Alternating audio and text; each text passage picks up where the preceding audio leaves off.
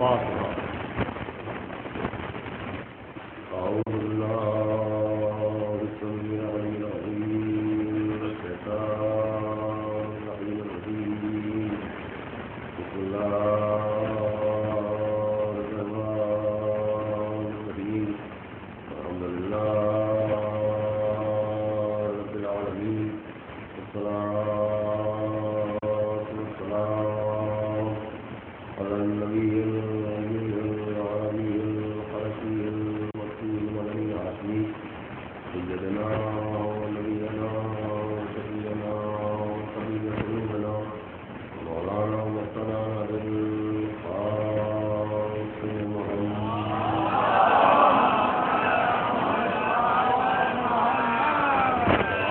السيدين الطاهرين المعصومين ولعنة الله على أعدائهم مليونا على يوم الدين. أما بعد فقد قال الله سبحانه تبارك وتعالى في القرآن الكريم والفرقان الحميد. بسم الله الرحمن الرحيم. قل لا أسألكم عليه أجرا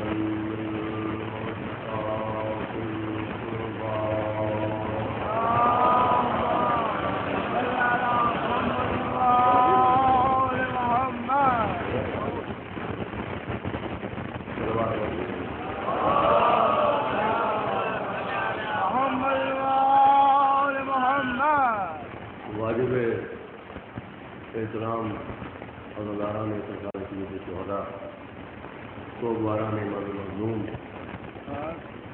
ماتمداران فقیران کربلا بطفیل اتحاد معصومین علیہ السلام اور خصوصاً بتائید معصوم عالم صدیقہ صادقہ بنت رسول جناب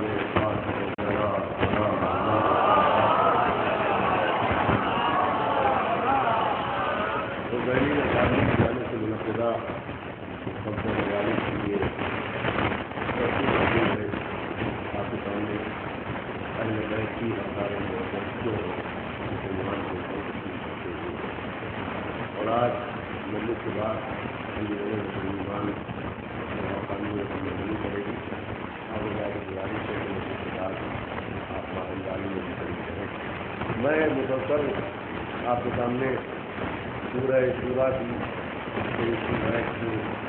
روشنی میں یہ عرض کرنے کی طاقت حاصل کر رہا ہوں کہ اللہ نے اپنے رسول سرکار حکیم وسلم جناب احمد مصطفیٰ اور نصیر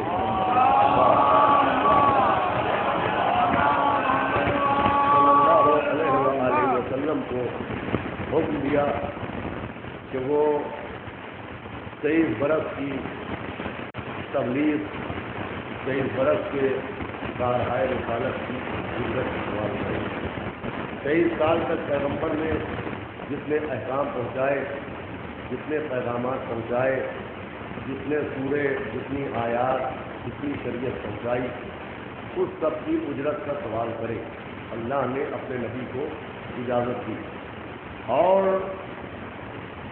اجرت آل محمد علیہ السلام کی مودت کو قرار دیا گیا. میں مسلسل عرض کر رہا ہوں کہ آیت میں لفظ فی القربہ آیا اور فی القربہ کا مطلب قرابت دار ہے، فی القربہ کا مطلب رشتہ دار ہے.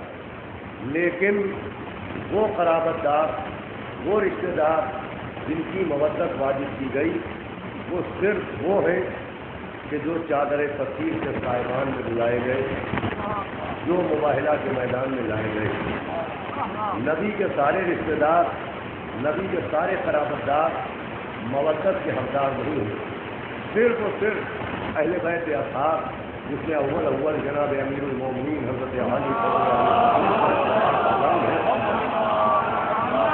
بی بی سیدہ ہیں، امام حسن ہے، امام حسین ہے، وہ قرار دیے گئے. تو پیغمبر کے تمام تر رشتہ داروں اور قرابت داروں میں صرف اہل بیت کا حقدار مودت ہونا اس بات کی دلیل ہے کہ یہ صرف قرابت کی بنیاد پر مودت کے حقدار نہیں ہے، صرف رشتہ داری کی بنیاد پر حقدار مودت نہیں ہے، صرف شجرے کی بنیاد پر حقدار مودت نہیں ہے، بلکہ رتبے کی بنیاد پر، عہدے کی بنیاد پر حقدار مودت ہے۔ تو جب یہ رشتے کی بنیاد پر مودت کے حقدار نہیں ہے، رتبے کی بنیاد پر، عہدے کی بنیاد پر، تو صرف ان کو نبی کا رشتہ دار مان کر حقدار مودت ماننا کافی نہیں ہوگا، بلکہ پہلے عہدے کا اقرار کرنا پڑے گا، پھر رشتے کا اقرار کرنا پڑے گا۔ اور یہی درس ہم کو مسلسل ملتا ہے جب ہم پیغمبر کو زیارت کے ذریعے سلام بھیجتے ہیں تو ہم السلام علیکہ محمد ابن عبداللہ بعد میں کہتے ہیں، السلام علیکہ یا رسول اللہ پہلے کہتے ہیں، السلام علیکہ یا امیر المومنین پہلے کہتے ہیں، یا ابن ابی طالب بعد میں کہتے ہیں۔ زیارت وارثہ پڑھتے ہیں ہم آغاز کرتے ہیں السلام علیکہ یا وارث آدم صفت اللہ، السلام علیکہ یا وارث نوح نبی اللہ، السلام علیکہ یا وارث ابراہیم خلیل اللہ، السلام علیکہ یا وارث موسیٰ کلیم اللہ، السلام علیکہ یا وارث عیسیٰ روح اللہ، السلام علیکہ یا وارث محمد المصطفیٰ، السلام علیکہ یا وارث علی مرتضیٰ۔ اب آتا ہے السلام علیکہ یبن محمد المصطفیٰ۔ صلوات بھیجے محمد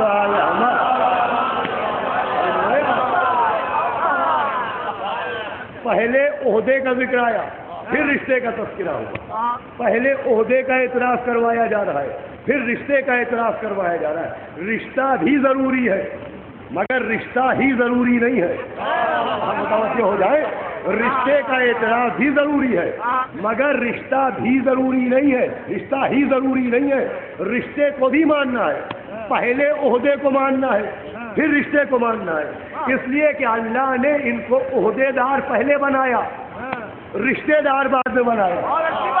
نبی نے کہا کن تو نبیًا، میں اس وقت بھی نبی تھا جس وقت آدم آب و گل کے درمیان تھے، ابھی رشتے کا جامہ نہیں پہنایا، ابھی عہدے کا پیرہن پہنا دیا۔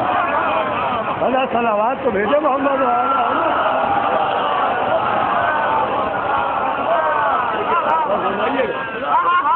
میں کچھ مختلف انداز سے اس سال گفتگو کر رہا ہوں اپنے نوجوانوں کے لیے، بزرگ میرا حوصلہ بڑھانے کے لیے آتے، تو پہلے عہدہ ہے اس کے بعد رشتہ ہے۔ رشتے کے ذریعے مودت کا حکم نہیں ہے، عہدے کے ذریعے مودت کا حکم ہے، اور رشتے کے حوالے سے ان کو ماننا یہ مخصوص ہے اہل بیت کے لیے۔ رشتے کے حوالے سے صرف اہل بیت ایک دوسرے کو مان سکتے ہیں، ہمیں اجازت نہیں دی گئی۔ میں آپ کے سامنے دلیل دے رہا ہوں، قرآن میں سورہ نور اور سورہ نور کی آخری آیتیں، آیت نمبر 63، جس میں حکم اللہ نے دیا کہ تم ہمارے رسول کو ویسے نہ پکارو جیسے ایک دوسرے کو پکارتے ہو۔ رضا صاحب بیدار ہو جائیں، میرا ساتھ دیں آپ، تم ہمارے رسول کو ویسے مت پکارو جیسے ایک دوسرے کو پکارتے ہو۔ اس آیت کا مطلب کیا ہے، بیک گراؤنڈ کیا ہے، پس منظر کیا ہے؟ تو پس منظر یہ ہے کہ لوگ پیغمبر اسلام کو جب پکارتے تھے، انہیں بلاتے تھے تو کہتے تھے یا ابل قاسم، پیغمبر کے ایک بیٹے کا نام تھا قاسم، کہتے تھے اے قاسم کے باپ، اللہ نے تیوریاں بدلی، کہ تم قاسم کا باپ نہ کہو، رسول اللہ کہو، ہمارے تم یا نبی اللہ کہو یا رسول اللہ کہو، تمہیں اختیار نہیں ہے کہ تم انہیں رشتے کے حوالے سے پکارو۔ اب دیکھیں سورہ نور کی آیت ہے 1، قانون ہے 2، تمام امت کے لیے قانون بنا کہ تم نبی کو نام سے نہ پکارنا، رشتے سے نہ پکارنا، قاسم کا باپ نہ کہنا، ابراہیم کا باپ نہ کہنا، عبداللہ کا بیٹا نہ کہنا، یہ قانون بنا امت کے لیے۔ اب ایک دوسرا رخ سمجھانا تھا، تو اس آیت کے نزول کے بعد نبی گھر میں آئے، جناب سیدہ نے کہا السلام علیکم یا رسول اللہ۔ پیغمبر نے کہا بیٹی تو یہ نہ کہے، تو کہے بابا تجھ پر سلام۔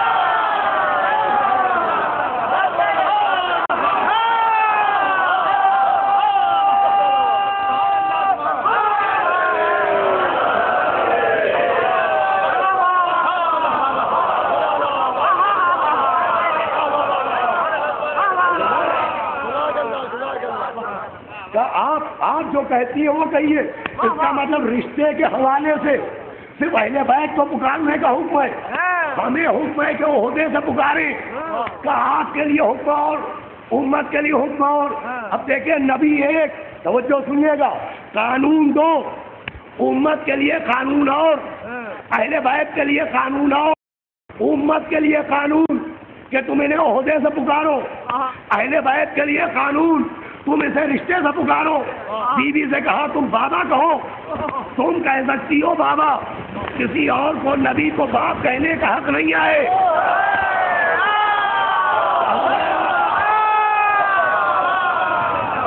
اب مجھے بتائیں وہ لوگ جو کہتے ہیں سیدہ کے علاوہ اور بیٹیاں بھی تھیں، تو کیا نبی نے کبھی ان سے بھی کہا صلوات بھیجے بہت زیادہ؟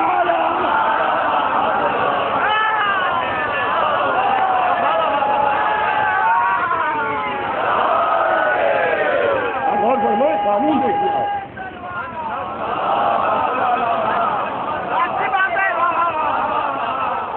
کیا تم ابو القاسم نہ کہنا، تم نہ کہنے قاسم کے بعد۔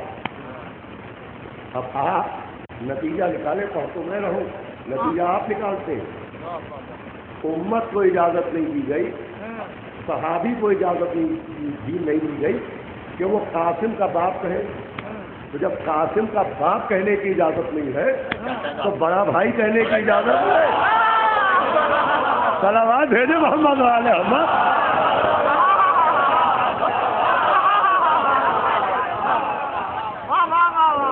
یہ مولانا باقا صاحب اتنا دور بیٹھے ہیں اور انہوں نے ایسے رنگ کی شال پہنی، یا تو دکھائی نہ دیتے اور یا پھر آگے آ جائے۔ صلوات بھیجے۔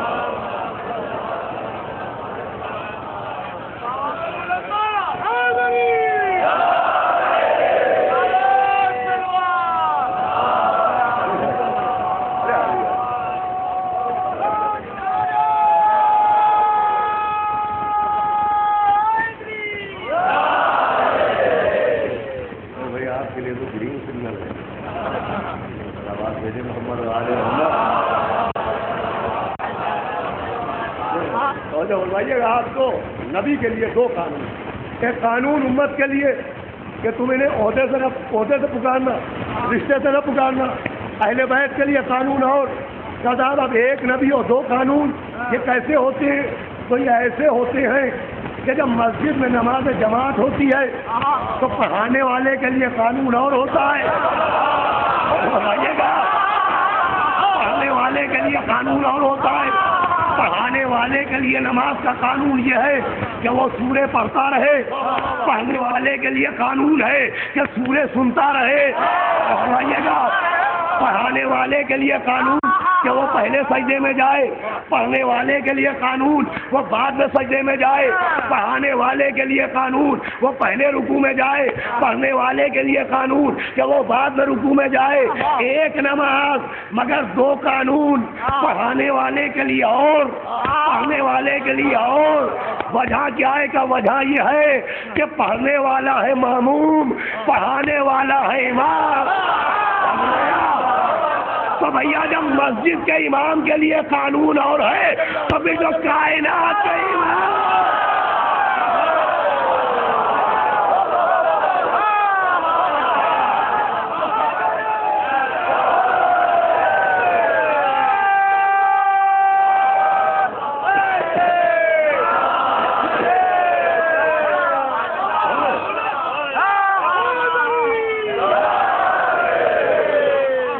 امت کے لیے صدقہ حلال، پیغمبر کے اولاد کے لیے صدقہ حرام، ایک نبی دو قانون، تو انہیں اجازت عہدے سے پکار سکتے ہیں، رشتے سے نہیں۔ رشتے سے پکارنے کا حق ہے اہل بیت کو۔ امت کے لیے قانون اور ہے، اہل بیت کے لیے قانون اور ہے۔ ہمارے گھر میں قانون ہمارے لیے اور، مگر اگر ہم اللہ کے گھر پہنچ جائیں، پڑھا لکھا مجمع میرے سامنے بیٹھا ہے، اور سنیے گا میں کہاں لے جانا چاہ رہا ہوں، تو قانون اور ہو جاتا ہے۔ ہمارے گھر میں جو چیزیں حلال ہیں، ادھر ہم اللہ کے بیت میں پہنچے، ہم نے احرام پہنا، ہم نے نیت کی، تو جو ہمارے گھر میں حلال تھا وہ بیت خدا میں حرام ہو گیا۔ بیوی حلال مگر بیت خدا میں پہنچے حرام ہو گئی۔ شکار کرنا حلال مکے میں پہنچے حرام ہو گیا۔ خوشبو لگانا حلال مکے میں پہنچے حرام ہو گیا۔ نکاح کرنا حلال مکے میں پہنچے حرام ہو گیا۔ ہمارے عاصم میاں حج کر کے آئے، گواہی دیں گے، جو ہمارے گھر میں حلال تھا وہ اللہ کے بیت میں حرام ہو گیا۔ یہاں شادی حلال وہاں شادی حرام، یہاں شکار حلال وہاں شکار حرام، یہاں بیوی حلال وہاں بیوی حرام۔ اب کوئی نہ پوچھے کہ محرم میں چوڑیاں کیوں نہیں پہنی جاتی۔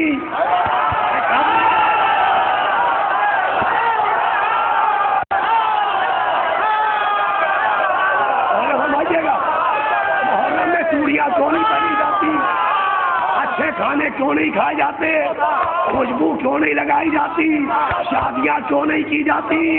تو بھائی مکے میں بیوی حرام کیوں، وہاں خوشبو لگانا حرام کیوں، شکار کرنا حرام کیوں؟ کیا بھائی وہ بیت کا احترام ہے؟ یہ اہل بیت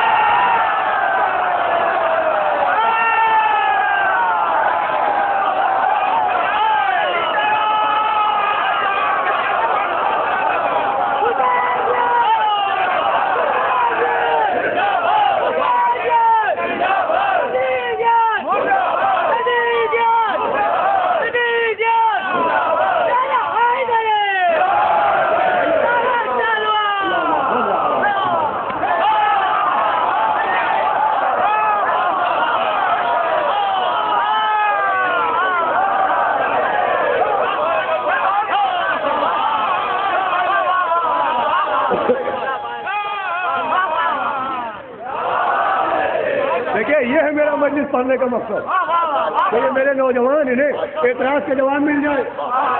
تو جو اللہ نے حلال کیا وہ آپ نے حرام کیوں کر لیا؟ تو جو آپ نے مکے میں کیا وہی ہم نے محرم میں کیا۔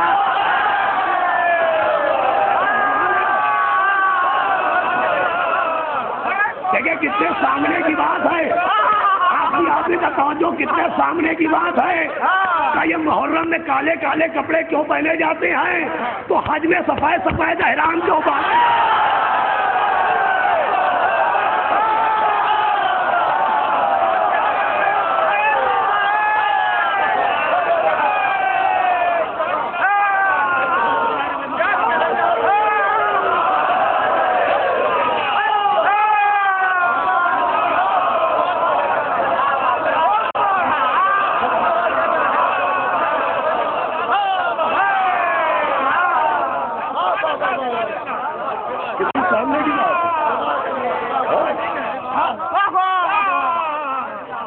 یہ کالے کالے کپڑے کہاں سے لائے؟ وہ سفید سفید احرام کہاں سے لائے؟ کیا وہ حج بیت کا لباس ہے؟ یہ غم اہل بیت کا لباس ہے؟ وہ وہاں کا ڈریس کوڈ ہے یا یہاں کا ڈریس کوڈ ہے؟ صلوات بھیجے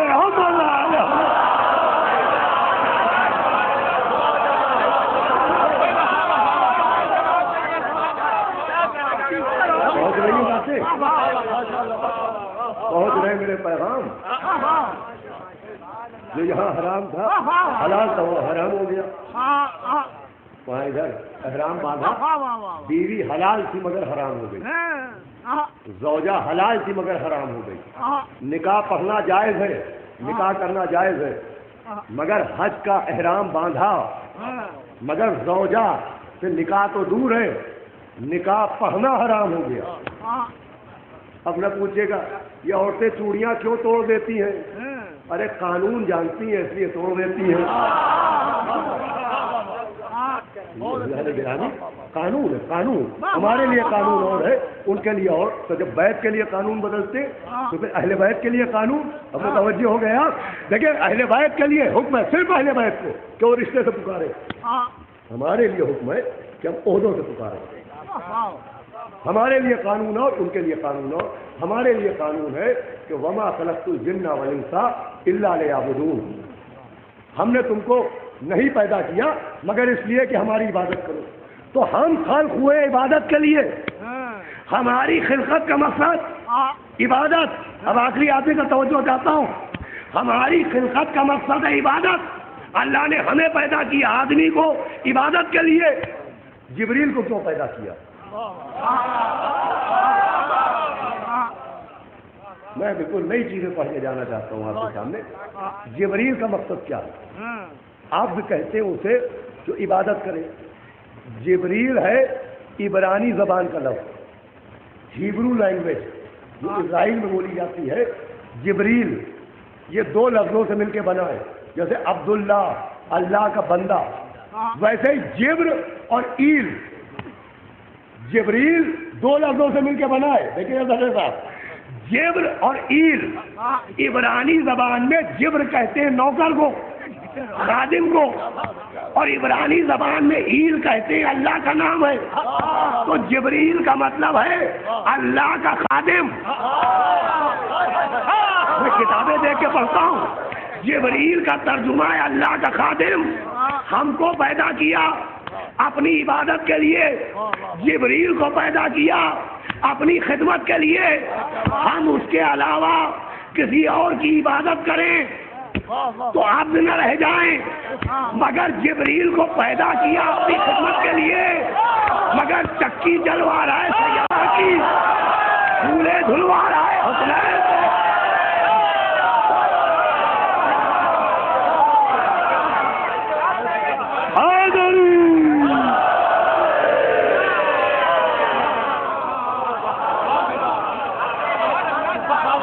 اور کیا آپ نے, ہم اگر کسی اور کی عبادت کریں تو اب نہ رہ جائیں. اور وہ اپنے نوکر سے, اپنے خادم سے سیدہ کی خدمت کروا رہا ہے, چکی چلوا رہا ہے, حسنین کے جھولے جھلوا رہا ہے, روٹی پر سورے بھجوا رہا ہے, انگوٹھی پہ آیت بھجوا رہا ہے, میدانوں میں ذوالفقار بھجوا رہا ہے, لاپتہ کے نعرے لگوا رہا ہے, غدیر میں منافقوں کے کلیجے جلوا رہا ہے. بنایا اپنی خدمت کے لیے, کروا رہا ہے ان کی خدمت. پالنے والے اہل بیت کی خدمت کے لیے فضا کافی ہیں. کمبر جیسا خادم موجود, فضا جیسی خادمہ موجود. یہ اپنے خادم کو کیوں زحمت دی؟ کہ جبریل سے اس لیے خدمت کروائی کہ فضا و کمبر کا مرتبہ سمجھ میں آئے, کہ فضا و کمبر کو خادموں جیسا نہ سمجھنا, جبریل جیسا سمجھنا. بھیجو محمد علیہ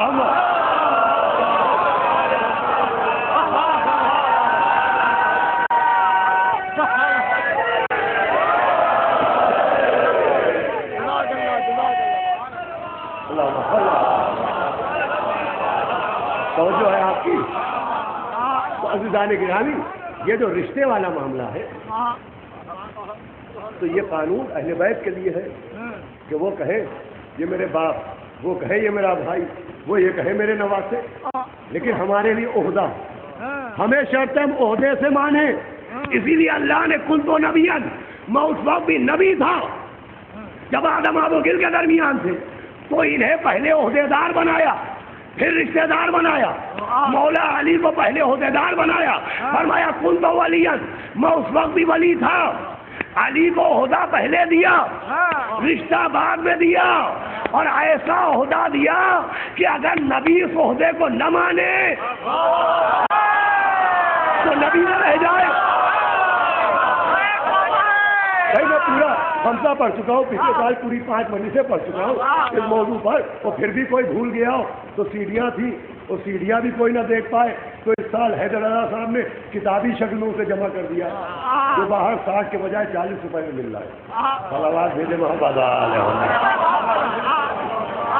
ایک اور آواز بنا, صلوات بھیجے. توجہ فرمائیے گا, پہلے عہدیدار بنایا، پھر رشتہ دار بنایا. ابھی رشتوں کا وجود نہیں. میں عرض کر چکا ہوں پہلی مجلس میں، رشتوں کا آغاز ہوا جناب آدم سے. وہ آدم ابھی آب و گل کے درمیان ہے. انہیں عہدیدار بنایا، سب سے پہلے بنایا. اولو ما خلق اللہ نوری، سب سے پہلے اللہ نے میرا نور بنایا سب سے پہلے. مگر دنیا میں سب سے پہلے نہیں بھیجا. جن کو بعد میں بنایا انہیں دنیا میں پہلے بھیج دیا، اور جنہیں پہلے بنایا انہیں دنیا میں بعد میں بھیجا. آدم کو بنایا تھا بعد میں، دنیا میں پہلے بھیجا. علی کو بنایا تھا پہلے، دنیا میں بعد میں بھیجا. متوجہ ہیں آپ؟ جنہیں اللہ نے پہلے بنایا عہدیدار، انہیں دنیا میں بعد میں بھیجا. اور جنہیں اللہ نے بعد میں بنایا تھا، آدم کو، نوح کو، موسیٰ کو، عیسیٰ کو، ان کو بعد میں بھیجا. تو یہ کیا معاملہ کہ جو پہلے بنے وہ بعد میں آئے، اور جو بعد میں بنے وہ پہلے آئے. تو معاملہ یہ ہے کہ نماز کا حکم نازل ہوا مکے میں، اذان کا حکم نازل ہوا مدینے میں. تو نماز پہلے ہے، جیسے نور اہل بیت پہلے، اذان بعد میں ہے، جیسے آدم و عیسیٰ بعد میں. مگر اسے کیا کیجئے کہ جو پہلے آئی وہ بعد میں پڑھی جاتی ہے. کیا تم جو اذان بعد میں آئی وہ پہلے کہی جاتی ہے. تو جو فرق اذان اور نماز میں ہے وہی اہل بیت و آدم میں ہے، اہل بیت اور نوح میں ہے، اہل بیت و موسیٰ عیسیٰ میں ہے. ارے آدم سے لے کے عیسیٰ تک انبیاء اذان کی طرح، اہل بیت نماز کی طرح. اب اسے کیا کیجئے کہ اذان کہنا مستحب ہے، نماز پڑھنا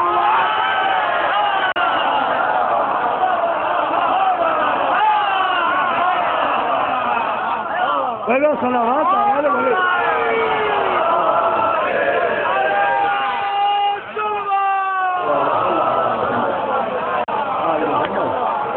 اور جو ہے نماز پہلے آئی ہے مگر بعد میں پڑھی جاتی ہے. تو اذان کا حکم بعد میں آیا مگر اذان نماز سے پہلے کہی جاتی ہے. اور دوسرا سبب اور بھی ہے. اسی جگہ جہاں ممبر رکھا ہے یہیں پر جشن فاتح کربلا ہوتا ہے. وہ جو ناظم ہوتا ہے وہ مبتدی شاعروں کو پہلے پڑھواتا ہے. کمال صاحب تشریف فرمائے، وہ اس درد کو جانتے ہیں. اساتذہ بعد میں پڑھوائے جاتے ہیں کہ دری ہے، چاندنی ہے اور میں ہوں. یہ بڑا ہونے کی سزا ملتی ہے لکھنؤ میں. صلوات بھیجے محمد والے محمد. مبتدی شاعر پہلے پڑھتا ہے، استاد بعد میں پڑھتے ہیں. کیوں؟ کہ تاکہ معیار بڑھتا رہے. اس لیے کہ اگر شاگرد بعد میں پڑھے گا اور استاد پہلے تو معیار گر جائے گا. تو ہر شخص چاہتا ہے کہ محفل کا معیار بڑھتا رہے. شاگرد کے بعد استاد آئے گا تو معیار بڑھ جائے گا، اور استاد کے بعد شاگرد آئے گا تو معیار گر جائے گا. بھائی آدم سے لے کے عیسیٰ تک جتنے نبی ہیں وہ ہیں اہل بیت سے مفضول. اہل بیت ہیں اس سے افضل. تو اگر افضل کے بعد مفضول آئے، خدا کے لیے میرا ساتھ دیجیے گا، تو معیار گرے گا. مفضول کے بعد آخری آدمی تک توجہ، افضل آئے تو معیار بڑھے گا. تو اللہ نے بھی معیار ہدایت کو بڑھایا. پہلا نبی آسمان پر بنایا. اب دیکھیں کاروان ہدایت آسمان سے چلا، آدم سے چلا، عیسیٰ پر رکا. تو پہلا نبی چونکہ آسمان پر بنا تھا، لہذا آسمان کے اوپر بننے والے نبی کے جو آخر میں عیسیٰ آیا اسے بھی اللہ نے چوتھے آسمان پر بٹھایا. تو معیار بلند ہوا آدم سے پہنچا عیسیٰ تک، اور عیسیٰ چوتھے آسمان پر. اب اگر عیسیٰ کے بعد کوئی ایسا آئے جو زمین تک محدود رہ جائے تو معیار گر جائے گا.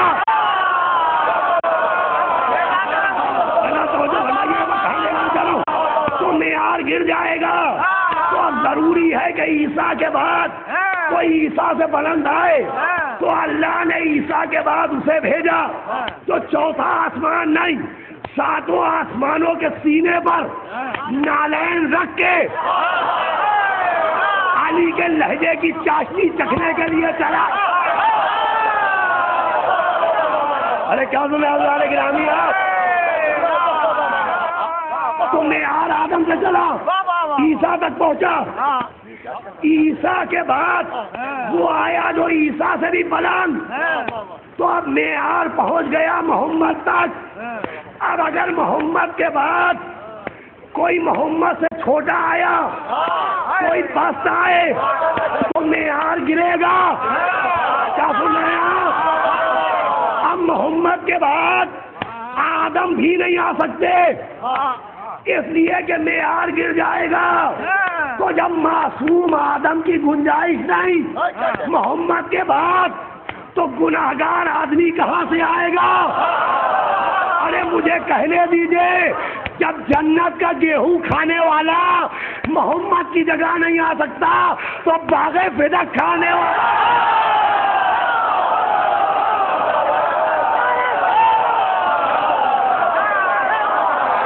توجہ رکھیے گا اللہ نے گرامی۔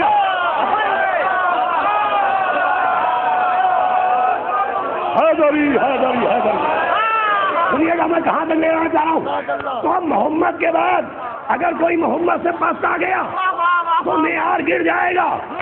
تو پالنے والے اب محمد کے بعد کوئی محمد سے بلند بھیج، کہ ہم نے ان سے بلند کسی کو بنایا نہیں۔ تو معیار کا کیا ہوگا؟ کہ بھائی ہم نے تو محمد سے بلند کسی کو نہیں بنایا، لیکن اب اگر خود محمد غدیر میں کسی کو آتا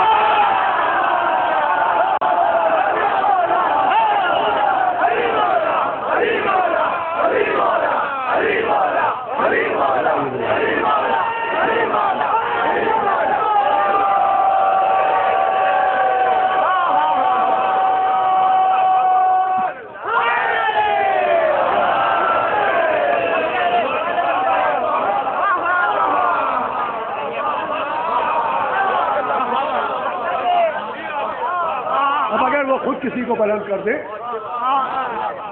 تو ہمارے محبوب کی مرضی، ہمارے حبیب کی مرضی، محمد کی جگہ محمد سے بلند تو کوئی ہے نہیں، لیکن اولونا محمد و اوسطونا محمد و آخرونا محمد و کلونا محمد، ان کا اول بھی محمد، اوسط بھی محمد، آخر بھی محمد، یہ کل کے کل محمد۔ یہ ایک گھرانہ ہے جہاں سب کے سب محمد ہے۔ آدم کے سارے بیٹے آدم نہ ہو پائے، نوح کے ساری اولادیں نوح نہ ہو پائیں، ابراہیم کے سارے بیٹے ابراہیم نہ ہو پائے، مگر یہ محمد کا گھرانہ ہے۔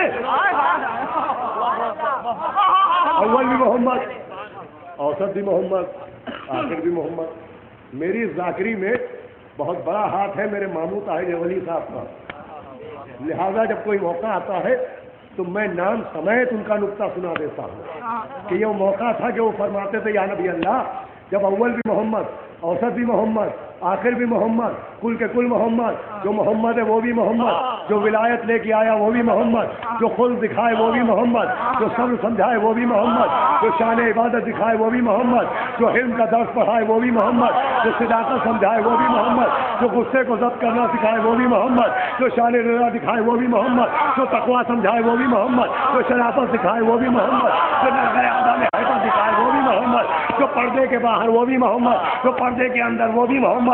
جب سب کے سب محمد تو یا نبی اللہ یہ بھی تو کہیے میرا اول بھی علی، میرا اوسط بھی علی، میرا آخر بھی علی، میرا پہلا بھی علی، میرا آخر بھی علی۔ جب سب کو محمد کہا تو سب کو علی کیوں نہ کہا؟ تو شاید نبی پلٹ کے جواب دیں احمد تیری سمجھ میں نہیں آتا، ارے جن کے گلے سے ایک علی نہ اترا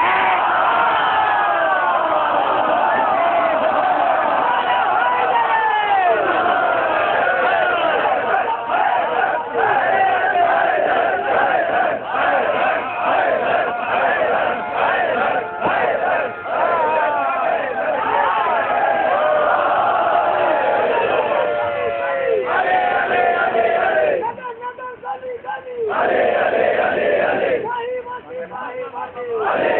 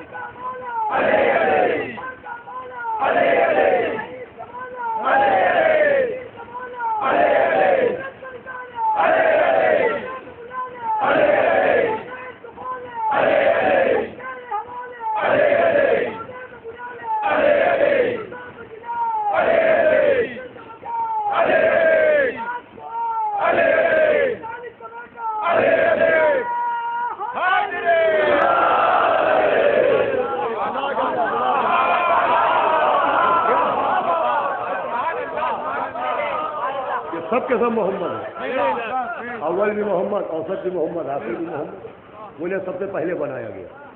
اس لیے کسی رشتہ دار مان کے ان کو نہ ماننا، عہدے دار ماننا. میں اس وقت بھی نبی تھا، کنت نبیًا آدمہ بین الماء والطین، کہ جب آدم آب و گل کے درمیان تھا. مولا علی نے فرمایا کنت ولیًا، میں اس وقت بھی ولی تھا جب آدم آب و گل کے درمیان تھے. نبوت عہدے کا نام ہے، ولایت عہدے کا نام ہے، تو عہدے دار کو ماننا لازم ہے. خالی رشتے کو مان کے کوئی ملنے والا نہیں ہے. عہدے کا اقرار کیا جائے، عہدے کا اقرار کیا جائے، عہدے کے ذریعے مانا جائے. بھائی رشتہ داری کا کوئی مسئلہ ہی نہیں ہے یہاں، کوئی اختلاف رشتہ داری کے معاملے میں ہے ہی نہیں. یہ نبی کی دامادی کا مسئلہ نہیں ہے، خلیفہ بلا فضل کا معاملہ. عہدے دار ماننا ضروری ہے. محمد کے بعد کوئی محمد ہے. رسالت ختم ہوئی ہے، امامت ختم نہیں ہوئی ہے. اس لیے کہ امامت ختم ہو جائے تو دنیا ختم ہو جائے، امامت ختم ہو جائے تو دنیا ختم ہو جائے. امامت کی بنیاد پر دنیا قائم ہے. یہ بات میں پڑھ چکا ہوں، اور شاعر بیٹھے خوب خوب شعر بار بار سناتے ہیں، اور دو چار چاہنے والے پیدا ہو جاتے ہیں جو کہتے ہیں مقرر ارشاد. کوئی نہیں کہتا ارشاد، حالانکہ ہم 24 گھنٹے ارشاد ہی ہیں.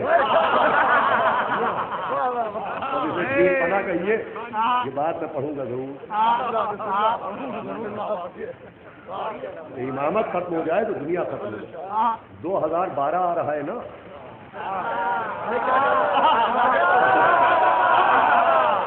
اگلا برس 2012 ہے، اور یہ بھوشواڑیاں ہو چکی ہیں کہ 2012 میں دنیا مٹ جائے گی. 2012 میں قیامت آئے گی، 11 میں نہیں، 13 میں نہیں، 2012 میں. اس کا مطلب 12 کا قیامت سے کوئی تعلق ضرور ہے. سب گھبرا رہے قیامت آئے گی، قیامت آئے گی. ہم نہیں گھبراتے. کیوں؟ ہمیں معلوم ہے پہلے امامت آئے گی پھر قیامت آئے گی. اب امامت ہی منافق کے لیے قیامت ہو جائے گی.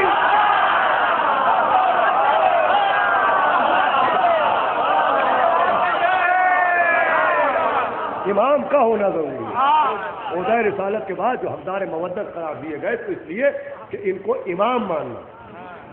جیسے نبی کی اطاعت جناب عبداللہ کا بیٹا ہونے کی وجہ سے واجب نہیں ہے، اللہ کا رسول ہونے کی وجہ سے، ویسے ہی ان کی مودت صرف پیغمبر کا رشتہ دار ہونے کی وجہ سے واجب نہیں ہے، امام ہونے کی وجہ سے.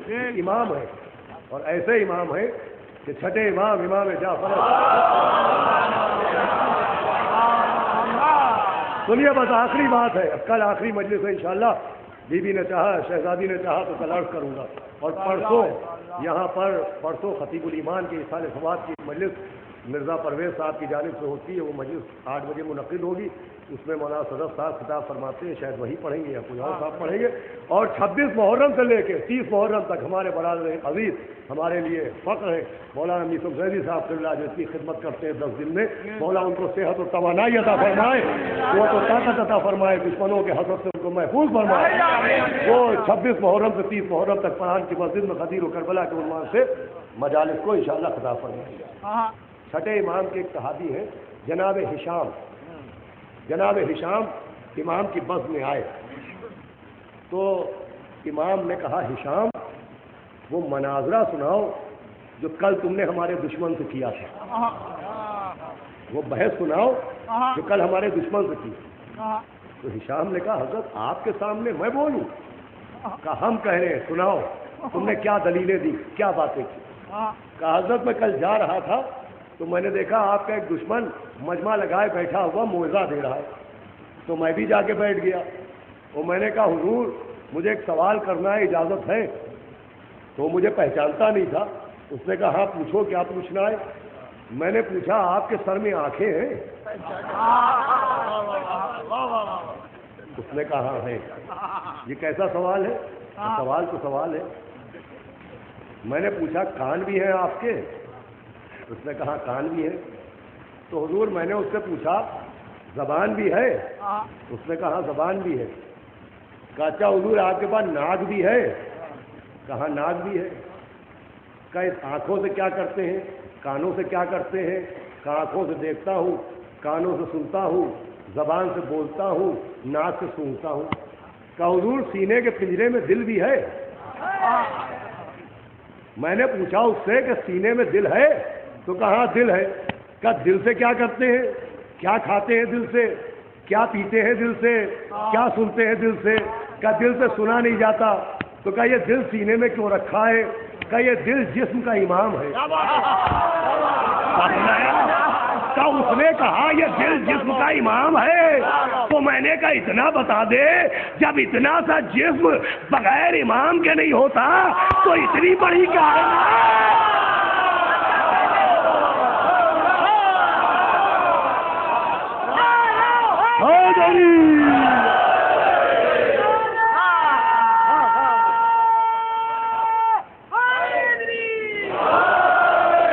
امام کی فرمائی تھی، امام کی. میں نے کہا کہ اتنے سے جسم کو اللہ بغیر امام کے نہیں رکھتا، اتنی بڑی کائنات بغیر امام کے ہوگی. تو امام کو جب جناب ہشام نے اپنا مناظرہ سنایا تو امام نے ہشام کی پیٹھ ٹھوکی اور پھر فرمایا جانتے ہو ہشام، جو یہ تم نے دلیل دی یہ کہاں سے تمہارے دماغ میں آئی؟ کہ مجھے تو نہیں معلوم. کہ تم نے وہی کہا جو حضرت ابراہیم کی کتاب میں لکھا ہوا ہے. کیا سن رہے ہیں آپ؟ ابراہیم کی کتاب، جو اللہ نے ابراہیم پر نازل کی وہ کتاب. ارے جن کے صحابیوں پر کتابوں کا الہام ہوتا ہو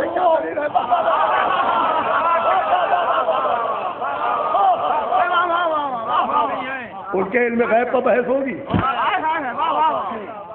کہ تم نے وہ کہا ہے وہ دلیل جناب ابراہیم کے صحیفے میں ہے، کب گزرے ابراہیم اور کب ہے جناب ہشام؟ غور کیا آپ نے؟ فرمایا کیا کہنا. اور پھر امام نے فرمایا کہ سنو ہشام، کبھی بھی موقع آئے تو گھبرانا نہیں. جب کوئی ہماری طرف سے بولتا ہے تو ذہن اس کا ہوتا ہے، زبان ہماری ہے.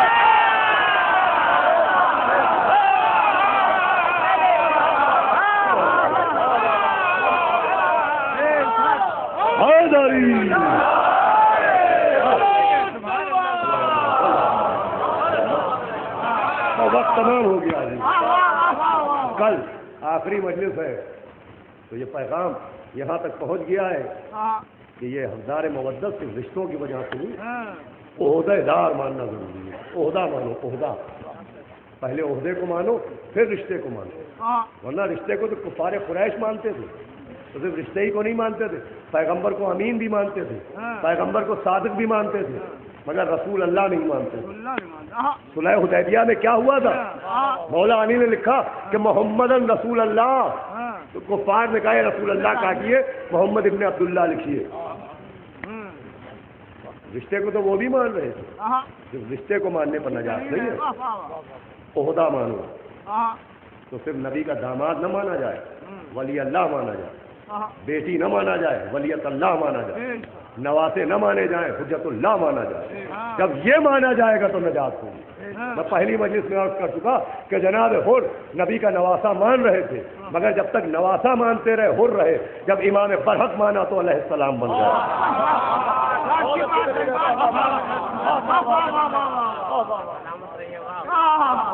عہدے کا اعتراف، جو عہدے جو مراتب اللہ نے انہیں عنایت فرمایا، اللہ کیا مرتبہ ہے ان کا کہ انہیں عہدہ امامت عطا کیا. صرف عہدہ امامت ہی عطا نہیں کیا، ایک بیٹا بھی ایسا عطا کر دیا جو سر سے پاؤں تک شبیہ رسول ہے، کہ رسالت اور امامت ایک ساتھ رہے، تاکہ دنیا دیکھے اسی گھر میں نبوت ہے، اسی گھر میں رسالت ہے، اسی گھر میں امامت. شبیہ رسول حضرت علی اکبر، جن کے آج میں مصائب پڑھتا ہوں، مگر بہت زیادہ اس لیے ان کا ذکر نہیں کیا جاتا کہ ایک ذاکر کے خواب میں رسول خدا آئے تھے اور انہوں نے کہا تھا کہ بہت دیر تک علی اکبر کے مصائب نہ پڑھا کرو، اس لیے کہ تم جتنی دیر علی اکبر کا نام لیتے ہو میرا نواسا حسین اٹھتا ہے اور گر جاتا ہے، اٹھتا ہے اور گر جاتا ہے. ماشاء اللہ، مولا آپ کو سلامت رکھے، شاد و آباد رکھے. یہ تا حد نظر مجمع اس کڑکڑاتے ہوئے جاڑے میں اپنے گھر بستروں کو چھوڑ کے، اپنے آرام و حسائز کو چھوڑ کے آپ اتنی دور دور سے ایک مظلوم کے غم میں رونے کے لیے آتے ہیں. اور اس زمانے میں تو آنا اور بھی ضروری ہے. میں پہلی مجلس میں عرض کر چکا ہوں اس لیے کہ 10 محرم کو کربلا میں خاتمہ مصائب نہیں ہوا ہے, آغاز مصائب ہوا. یہ زمانہ تو وہ ہے کہ جس کوفے میں زینب شہزادی بن کے رہتی تھی اس کوفے میں بدے ہوئے ہاتھ اور کوفے کی گلیاں, اور آپ کو اس کا اجر عظیم ملے گا اگر آپ اپنے مولا کو اتنا چاہتے ہیں. اس سردی میں چھوٹے چھوٹے بچوں کو لیے ہوئے ماں بہنیں بزرگ جو دوپہر میں بھی سردیوں میں نہیں نکلتے وہ رات میں نکل پڑتے ہیں. کہاں جا رہے ہیں؟ کہ مولا حسین کی مجلس میں. کیوں جا رہے ہیں؟ گھر پہ رہیے, کیوں جا رہے ہیں؟ اور وہاں جا رہے ہیں جہاں حسین کی دکھیاں ماں فاطمہ سب سے پہلے پہنچے. کہ علامہ دربندی نے لکھا ہے کہ جب کہیں فرش ازا بچتا ہے تو 3 بیویاں آ کے بیٹھ جاتی ہیں. ایک جنت البقیع سے چلتی ہے پسلیوں کو سنبھالے ہوئے, ایک شام سے نکلتی ہے کمر کو سنبھالے ہوئے, اور پھر ایک چھوٹی سی بچی کی قربت پر پہنچتی ہے اور کہتی ہے سکینہ تمہیں باپ کے بعد رونے نہیں دیا گیا. اور ایک مجمع ایسا بھی ہے جہاں تماچے مارنے والے نہیں ہیں, تمہارے بابا پر آنسو بہانے والے. اور کیونکہ حکم ہے ہمارے بزرگ مہدی بھائی کا, میں نے پہلے دن پڑھا تھا ایک واقعہ, اسے انہوں نے اسی دن کہا تھا کہ اسے دوسرے دن پڑھیے گا, مگر میں نے معذرت کے ساتھ آج کے لیے اٹھا کے رکھ لیا کہ جنہوں نے نہیں سنا وہ سنے. دیکھیے اگر آپ اپنے مولا کو اتنا چاہتے ہو تو آپ کا بیکس امام آپ کو کتنا چاہتے ہیں. میں نے پڑھا تھا کہ ایک مرد مومن حیدرآباد سے یہ سوچ کے کربلا گئے کہ اب میں کربلا سے واپس آؤں گئی ہوں تاکہ میں وہیں مر جاؤں اور وہیں میری قبر بن جائے. تو وہ قافلے کے ساتھ گئے اور پاسپورٹ چھپا دیا اور قافلہ ہندوستان واپس آ گیا, وہ وہیں رہ گئے. تو 17 سال کربلا میں رہے. ایک شب جمعہ 17 سال کے بعد امام حسین کے حرم میں تھے کہ کسی نے پیچھے پیٹھ پر ہاتھ رکھا تو دیکھا ایک نورانی بزرگ کھڑے, وہ کہہ رہے تم ہندوستان سے آئے ہو؟ کہاں؟ کہ میرا ایک کام کر دو اور یہ نذرانہ رکھ لو, تم مسافر ہو تمہارے کام آئے گا. تو کہا حضور کیا کام ہے؟ کہ جو پیچھے قبرستان ہے روضے کے اس میں جاؤ اور شب جمعہ پوری رات بیٹھے رہو اور دیکھو کیا دکھائی دیتا ہے, وہ جو دیکھنا وہ کل آ کے مجھے بتانا. یہ گئے اس شب جمعہ, پوری رات جاگنے کا ارادہ تھا مگر سو گئے, یہ کچھ دیکھ نہیں پائے. اگلی شب جمعہ ان بزرگ سے ملاقات ہوئی, وہ کہا چلو سو گئے تو کوئی بات نہیں, اس شب جمعہ تم جاؤ اور دیکھو وہاں کیا نظر آتا ہے. تو پھر نذرانہ دیا کہ دوسری شب جمعہ بھی گئے, اس میں بھی سو گئے. تیسری شب جمعہ گئے, اس میں بھی نیند آ گئی. پھر ان کو بڑی شرمندگی ہوئی کہ نہ جانے کون بزرگ ہیں میرے پیسے سے مدد کرتے ہیں, تو ایک چھوٹا سا کام بتایا ہے کہ کربلا کے قبرستان میں بیٹھ کے دیکھو کیا دکھائی دیتا ہے. میں ایک ذرا سا کام نہیں کر پا رہا ہوں. تو انہوں نے عہد کیا کہ اس شب جمعہ نہیں سونا ہے. یہ پہنچے شب جمعہ ان بزرگ سے یہ کہہ کے کہ آج میں جاگ کے بتاؤں گا کل آپ کو کہ میں نے کیا دیکھا. شب جمعہ یہ بیٹھے تھے کربلائے معلیٰ کے قبرستان میں. آدھی رات گزر گئی تو انہوں نے دیکھا کہ کونے میں روشنی ہوئی.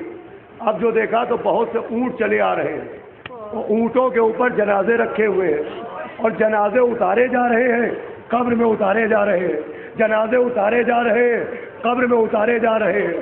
انہوں نے یہ منظر دیکھا. جمعے کو بزرگ جن کا حکم تھا ان سے ملے اور کہا کہ میں نے یہ دیکھا کہ نہ جانے کتنے جنازے آئے رات بھر اور قبروں میں اتار دیے گئے. تو ان بزرگ نے کہا تمہیں معلوم ہے وہ جنازے تھے کس کے؟ کہا نہیں مجھے یہ تو نہیں معلوم.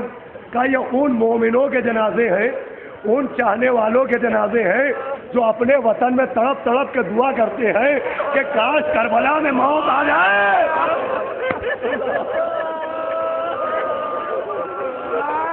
تو کاش کربلا جائے, زیارت کر لیں اور وہاں موت آ جائے اور وہاں قبر بن جائے. کوئی ہندوستان کا ہے, کوئی ایران کا ہے, کوئی کہیں کا ہے. کئی وہ چاہنے والے ہیں جو دعائیں کرتے ہیں, وہ اس آرزو میں آتے ہیں یہاں پر کہ یہاں آئے وہ موت آ جائے اور کربلا میں دفن ہو جائے. یہ وہ لوگ ہیں. تو یہ کہنے کے بعد کہا کہ تم بھی تو اسی لیے یہاں آئے ہو. کہاں اسی لیے آیا ہو. تو کہا میں تمہیں حکم دیتا ہوں کہ تم ہندوستان واپس چلے جاؤ. یہ اس لیے تمہیں دکھایا گیا کہ پریشان نہ ہو. اگر تمہارے دل میں یہ آرزو ہے تو تم مرو گے وہاں اور تمہاری تدفین یہاں ہو جائے گی. انہوں کا حضور میں ہندوستان جانے والا نہیں. کب میں تمہیں یہ نذرانہ دیتا ہوں تم ہندوستان واپس چلے جاؤ. کہ بھائی آپ کون ہیں جو بار بار مجھ سے کہہ رہے چلے جاؤ؟ کیوں مجھ سے کہہ رہے؟ کہ اس لیے کہہ رہا ہوں کہ اب تیری بیٹی میری بیٹی سے کہتی ہے کہ اپنے بابا سے کہہ دو میرے بابا کو واپس بھیج دے. ارے وہ حسین غریب جن کا دروازہ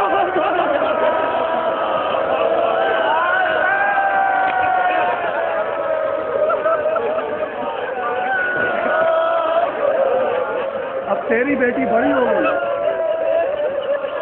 16-17 سال کی ہو گئی ہے. اب وہ میری بیٹی سے دعا کرتی اور کہتی ہے اپنے بابا سے کہہ دو کہ میرے بابا کو واپس لوٹا. اے آقا، ارے ایک بیٹے کی چیخ پر یہ عالم ہو گیا.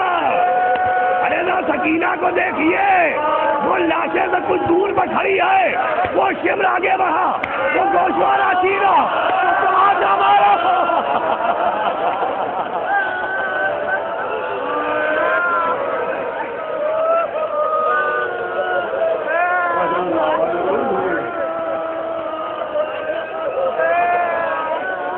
رونے خوب دل کھول کرو. رونے میں کوئی کسی طرح کی تکلف کی گنجائش نہیں ہوتی، اس لیے کہ ہماری خلقت اسی رونے کے لیے ہوتی، یہ آنکھیں اسی رونے کے لیے بنی. تو ایک بیوی انہیں آنسوؤں کے لیے آتی ہے، ان ماں بہنوں کے بیچ میں کہیں پر بیٹھ جاتی ہے جس کا دل بھی ٹوٹا ہوا ہے، جس کی پسلیاں بھی ٹوٹی ہوئی ہے. تو زیادہ نہیں پڑھنا مجھے، جناب علی اکبر کا ذکر کرنا ہے، اس لیے کہ وہ بیوی بھی بیٹھی ہوگی جناب سیدہ. اور جناب علی اکبر کے مصائب نہ جانے کیا درد ہے کہ ایک تو رسول خدا کا وہ خواب اور دوسرے بھی مولا حسین کی تاکید. آج بھی کربلا میں جاتے ہیں، ظاہر زیارت کرنے قافلے جاتے ہیں، مجلسیں ہوتی ہیں، سب کے مصائب پڑھے جاتے ہیں، مگر امام حسین کے حرم میں جناب علی اکبر کے مصائب پڑھنے کی جاتے ہیں.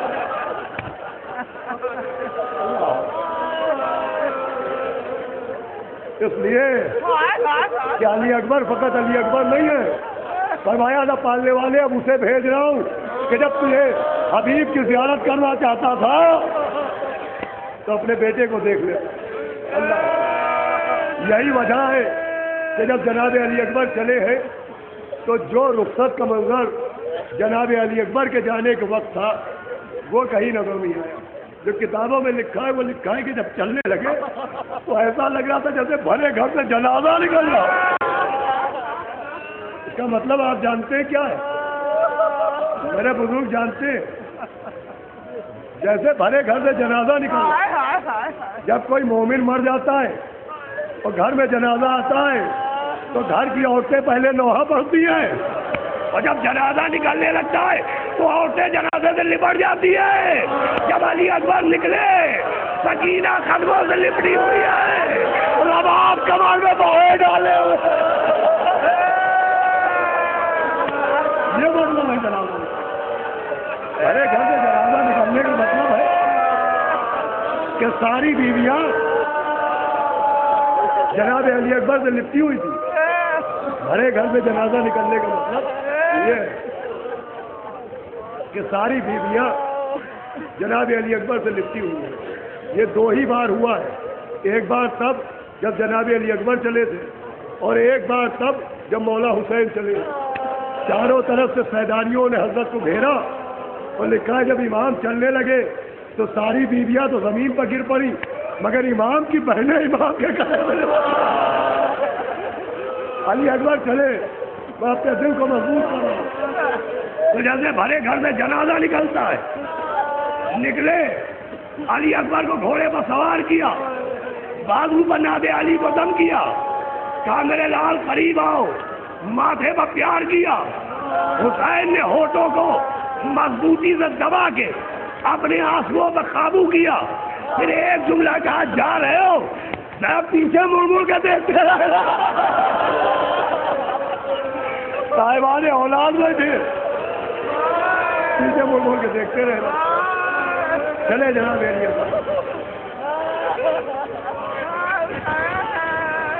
جناب مختار، اللہ کی رحمت نازل ہو جناب مختار پر. جب انہوں نے انتقام لیا تو حمید ابن مسلم سے کہا کہ حمید، تو نے کربلا میں ساری شہادتیں دیکھی، تجھے سب سے زیادہ رونا کب آیا؟ کہا مجھے سب سے زیادہ رونا تب آیا کہ جب جوان بیٹا گھوڑے سے گرا اور اس سے باپ کو پکارا. کہا میں ایک مرتبہ گھوڑوں کی رکابوں پر پنجوں کے بل کھڑا ہو گیا کہ دیکھوں جوان بیٹے کا مرنا باپ پر کیا اثر ڈالتا ہے. اب میں نے دیکھا حسین جیسا صابر 2 قدم چلا تھا تو زمین پر گر گیا.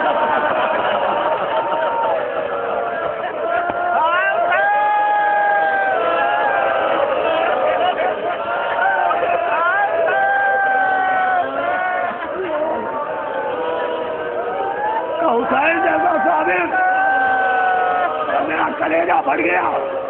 حسین اٹھتے ہیں اور ایسے چلتے جیسے کسی کا سہارا چاہتے ہو. کہا پھر چلے پھر گرے، پھر چلے پھر گرے.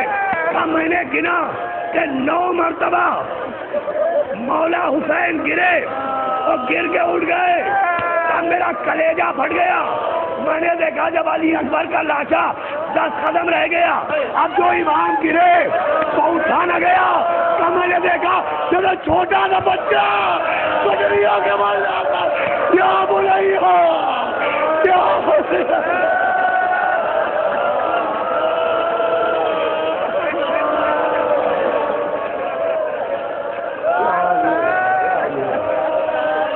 ماشاء اللہ، کوئی غم نہ ہو، کوئی غم نہ حسین کے، آپ کے جوان بیٹے سلامت رہے. میں بس ایک روایت سنانا چاہتا ہوں. پہنچے تو منظر یہ تھا، کتابوں میں لکھا ہے منظر یہ تھا کہ جناب علی اکبر کبھی ایڑیاں رگڑ رہے، کبھی اپنے ہاتھوں کو اٹھاتے ہیں زمین کو پٹک دیتے ہیں، لیکن سلام سلام سلام اس خاندان کا سلام کہ ایک مرتبہ باپ کے آنے کی آہٹ سنی اور ایڑیاں رگڑنا بند ہو گیا، ہاتھوں کا پٹکنا بند ہو گیا. کہیں باپ کا کلیجہ نہ پھٹ جائے.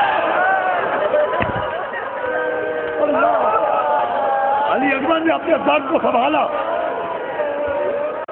آواز دی بابا پریشان نہ ہو بابا، یہ دیکھیں یہ میرا نانا بیٹھا ہے، بابا یہ پہلو میں دادی بیٹھی ہے، بابا یہ ادھر دادا بیٹھے. لکھا ہے حسین چٹولتے ہوئے پہنچے، کبھی علی اکبر کے چہرے پر ہاتھ پھیر رہے، کبھی سینے پر ہاتھ پھیر رہے. ایک مرتبہ ہاتھ پر ہاتھ گیا، آواز دی میرے بچے یہ سینہ اتنی مضبوطی سے کیوں تھامے؟ کہا بابا بس چند دقیقے ہیں بابا، کچھ نہ پوچھو. آپ اس کے لیے میں نے زحمت دی ہے. برسی علی اکبر کے کلیجے میں ٹوٹ گئی اور جب حضرت نے 2 انگلیاں ڈالی تو برسی کی علی کے ساتھ کلیجہ نکل آیا. آپ سن لیتے ہیں بہت آرام سے. آپ کو پتا نہیں ہے کہ نیزے ہوتے کیا ہیں، آپ کو خبر نہیں ہے سنان کہتے کسے ہیں، آپ کو پتا نہیں ہے 3 بھال کا تیر ہوتا کیسا ہے. آپ سنتے ہیں تازیانے مارے گئے، آپ کو یہ بھی نہیں پتا تازیانہ کیا ہوتا ہے. اگر تشریح کر دی جائے کہ تازیانہ کسے کہتے ہیں، درہ کسے کہتے ہیں، کوڑا کیا ہوتا ہے، 3 بھال کا تیر کیا ہوتا ہے، برچھی کیا ہوتی ہے.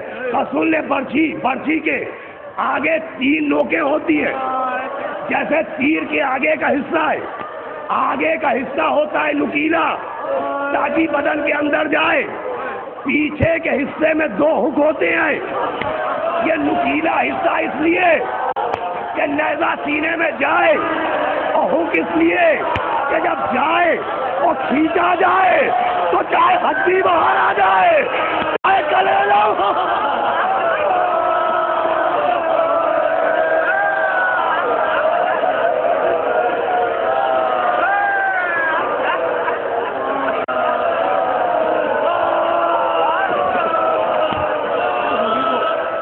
مجھے معاف کیجیے گا.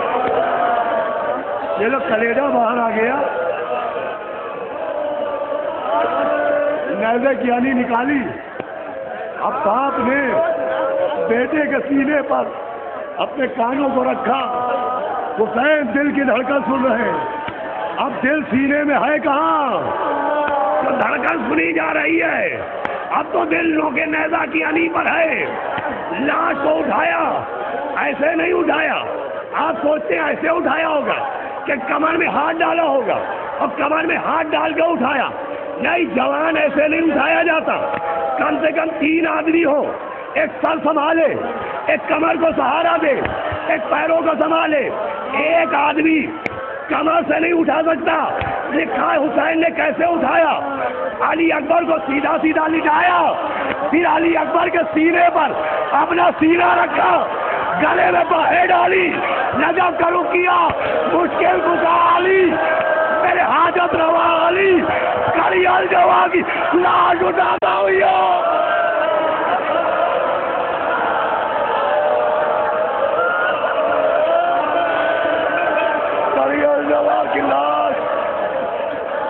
اٹھاتا ہوں یا علی.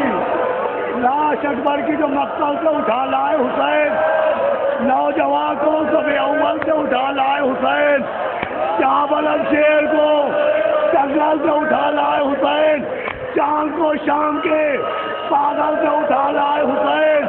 30,000 اپنا پسر آن کے لے جا بانو، چھل گیا پرچی سے اکبر کا کلیجہ بانو. خیمے میں کوہرام، زینب آؤ، یہ ہمارا اکبر ہے. اور لبابا، یہ ہمارا اکبر ہے. آؤ رباب، ہمارے اکبر کو دیکھو. آؤ میں کلثوم، اس ماتھے پر صحرا باندھنے کی تمنا تھی. آؤ دیکھو دیکھو دیکھو، اسی ماتھے پر صحرا باندھنے کی بات تھی. عزیزوں مجلس تمام، بیویاں آ رہی ہے، اکبر کے لاشیں پر گر رہی ہے. حسین نے آواز دی، فضا اکبر کی ماں کو بلانا. فضا خیمے میں پہنچی، دیکھا جناب ام لیلہ خیمے کے بیچ ہاتھوں کو اٹھائے آسمان کو دیکھ رہی ہے. کہا اٹھو بیوی، آقا نے بلایا ہے. ام لیلہ بیوی نے ہاتھ ٹکائے، کھڑی ہوئی، دائیں مڑی، خیمے کے پردے سے ٹکرا گئی. بائیں مڑی، خیمے کے پردے سے ٹکرا گئی. پیچھے مڑی، خیمے کی دیوار سے ٹکرا گئی. کہے بیوی چلتی کیوں نہیں؟ کہا چلنا چاہتی ہوں، مجھے دکھائی نہیں دے رہا. ارے میری آنکھوں کی روشنی، ارے میرا بچہ.